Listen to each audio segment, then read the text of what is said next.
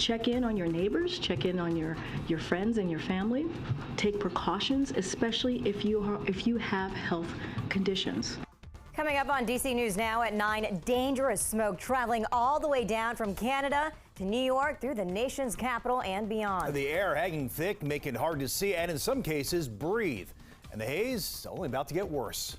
And I'm old. We need to wear a mask. So, mask. Everything you need to know to stay safe is straight ahead. And thick smoke blankets the nation's capital as a dangerous haze surges down from Canada into the East Coast. Good evening and thank you so much for joining us tonight. I'm Tasmin Mahfouz. Hi, everybody. I'm Chris Flanagan. Tonight, events are being canceled. Outdoor activities are being moved inside. People are once again pulling out their face masks, and doctors are pleading with people, do not go outdoors if you don't have to. Yeah, air quality alerts are now in effect across D.C., Virginia, and Maryland. And take a look at this eerie view of New York City's smoke shrouds. The skyline there in an orange hue. This is not a filter. It's real video, making it hard to see. So where is this smoke coming from? Well, hundreds of wildfires burning in Canada, and now that smoke is extending as far as Georgia to even Indiana. All right, so what does this mean for you? How long will the haze linger, and will the air get worse? How can you protect yourself? Yeah, all great questions, and that DC News Now is answering for you tonight with live team coverage on this DMV First Warn Day. Yeah, our Max Marcilla and Mara Carbone are both standing by, but we want to get straight to Chief Meteorologist Janessa Webb. And Janessa, the smoke could really stick with us now for a few days. Oh yeah, a solid 2 days going into your Thursday and Friday, folks. Flat out, I don't see relief until the start of the weekend. We're going to start to see a shift in our winds, and that is really what is allowing for all this smoke to seep down across areas of the deep south at this point, mid-Atlantic and all of the northeast. Here's your current situation. This is a forecast showing you where the highlighted areas where the thick smoke, and it's across major metro areas like New York City, Philadelphia, and DC metro area. Unfortunately for the DC metro area, this situation is going to get a lot worse compared to New York City. They have dealt with the brunt of this, and now all that smoke is going to continue its trek towards the south. We have over 90 million people across the East Coast that are dealing with some kind of air quality alert. Across central Virginia, no alert has been issued for Richmond into Virginia Beach. You can see it extends down to North and South Carolina, and then a good chunk of the Northeast. So you have that alert in place. Yes, I do think a code red will be extended going into your Thursday afternoon.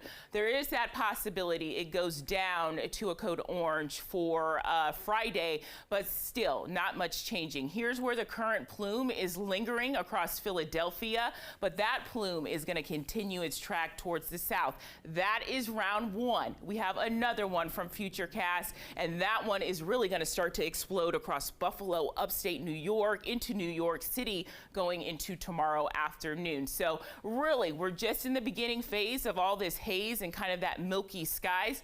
Tomorrow morning, man, the thick of this is really going to be impacting western Maryland down towards northern Virginia. And so really, we are in desperate need of rain and a change of our wind flow. I do see that in our extended forecast. I'll show you when coming up.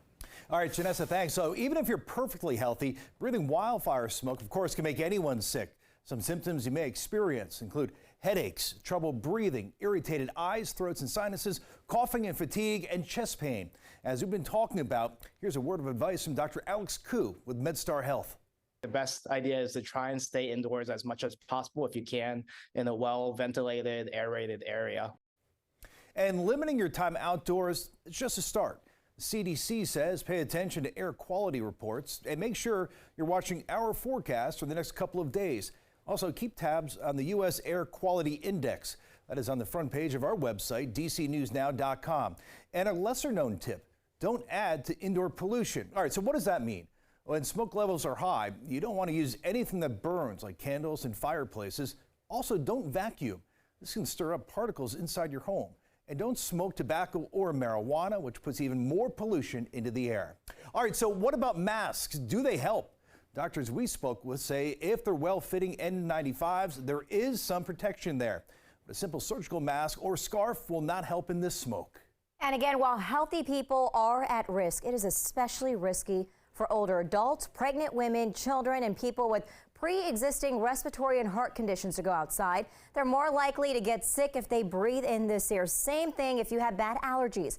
So here's Dr. Murray Ramanathan, an air quality expert from Johns Hopkins. Take a listen. So there's a higher amount of air pollution. It actually affects, and heat, it actually affects pollen levels and other allergens. So like allergic patients can also have worse symptoms.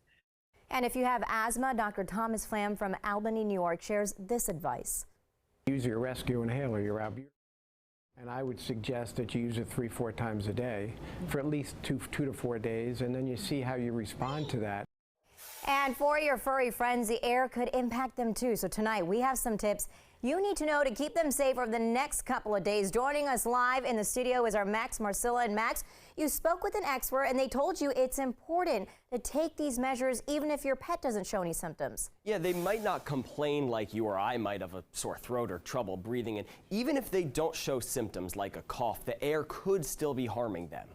We want to make sure that we're looking out for our pets just as much as we are for our human companions. It's unavoidable. Pets need to go outside, if not for some exercise, at the very least, just to take care of their business. But Nina Stively with Loudoun County Animal Services says there are some things to keep in mind. They may not give you the signs that you would expect. With a serious case, you might see coughing, watery eyes, redness around the eyes, but you want to be really proactive. Proactive means keep them inside as much as you can. And then you can take things like Kongs, which are toys that you can put food inside and freeze. Find toys and other gadgets like these, so even if you can't play fetch indoors, you can keep them entertained and use up some of their energy. And when you do take them outside for their business, keep it short, keep them leashed, try to minimize that exertion so they're not breathing in a lot of that air. Sometimes she'll paw at her face kind of when her eyes are itchy. If I notice any of that, I'll be a lot more careful, but I'm not super worried right now. Today, worries are minimum at a dog park in Arlington, but with the warnings comes extra attention. If it goes on for a while, then I feel like we might try to keep her inside a little bit more. All right, and once you are at home with your pet, the advice is the same for pets and us. Keep the windows closed and keep that internal air circulating. Yeah, good advice. All right, we focus a lot on dogs because of how much time they spend outside.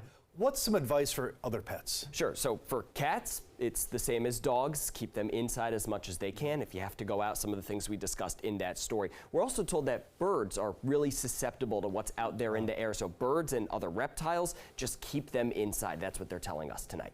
All right, Max Marcilla, thank you. All right, if you have plans this week, like a graduation or anything else major, make sure you're monitoring social media.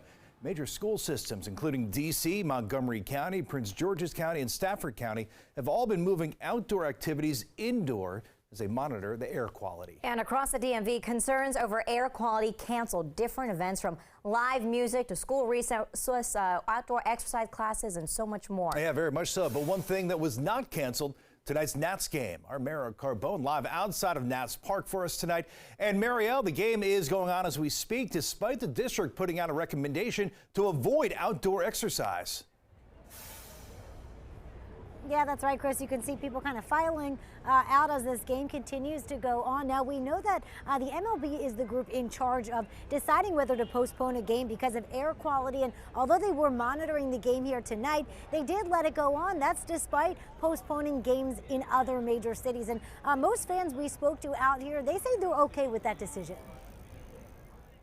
When Danielle Cosby's cousin warned her about the smoke and haze descending over D.C., she didn't think much of it until... The minute we walked out, he was like, oh, okay. Then my youngest was like, Mom, I need my inhaler today. Cosby and her family are in town from Denver, so they didn't let the air quality keep them from visiting Nats Park. A little bit. I'm a little bit worried about it, but we want to come see the game, so. Both inside and outside the stadium, staff and fans could feel the effects, wearing masks to protect themselves. It seems a little bit hazy. The smell is not that strong, but I did, as I was walking, I felt a little burning in my nose, just slightly. Still, the game went on. The Nationals game was not moved, despite Major League Baseball postponing games in Philadelphia and New York tonight. Earlier, my tennis crew, they were like, we're not playing today. Air quality's bad, so that's how I found out about it. And Nats fan Derek Owen says he's not too concerned and plans to enjoy the game, but... Everything's okay, hope the air's good, and then when I find out it's not, I'm gonna have a mask on. And we did reach out to the MLB tonight to ask why this specific game was not postponed, but we didn't hear back. Chris and Thasmin, there is another game here scheduled for tomorrow afternoon when the haze is expected to be worse in D.C. It's unclear right now what the plans are for that game. Reporting live from the ballpark tonight, I'm Marielle Carbone, D.C. News Now. Mariel, thank you. The FAA is slowing traffic to and from New York area airports because of the reduced visibility from that smoke, as you can see here. Now, a quick check on Flight Tracker Flight Aware shows flights to and from Dulles, Reagan, and BWI airports are not impacted in a major way. All right, before we head to break, a reminder, if you don't have a place to take shelter tomorrow, public libraries are open and they have AC.